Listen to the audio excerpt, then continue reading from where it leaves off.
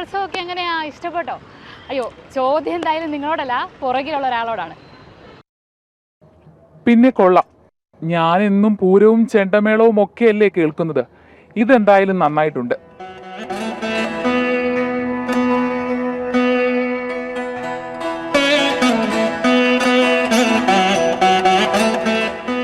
ആ കുട്ടി കൊള്ളാം. ഞാനും അതുപോലെയൊക്കെ ഒരുങ്ങിയാൽ അടിപൊളിയാണല്ലേ.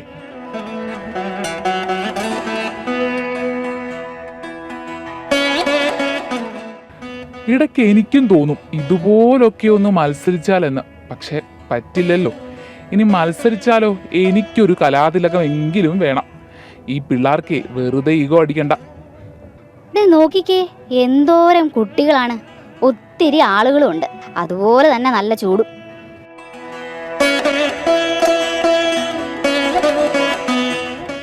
കുറെ ആളുകളൊക്കെ ഇങ്ങനെ കിടന്നുറങ്ങുക.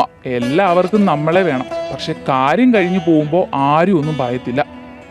അതാരാ നിൽക്കുന്നേ? വലിയ പരിചയമൊന്നുമില്ല. കണ്ടിട്ട് രാജാവും രാജ്ഞിയുമാണെന്നാണ് തോന്നുന്നത്.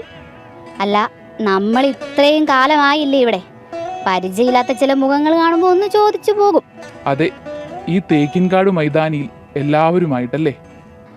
അല്ല, ഞാൻ ഈ ആരോടെ ഈ പറയുന്നേ? ഈ പറയുന്ന കാര്യങ്ങൾ ഇവരാരും കേൾക്കുന്നില്ല, വെറുതെ ഇവിടെ അങ്ങ് വന്നു പോകുമല്ലേ.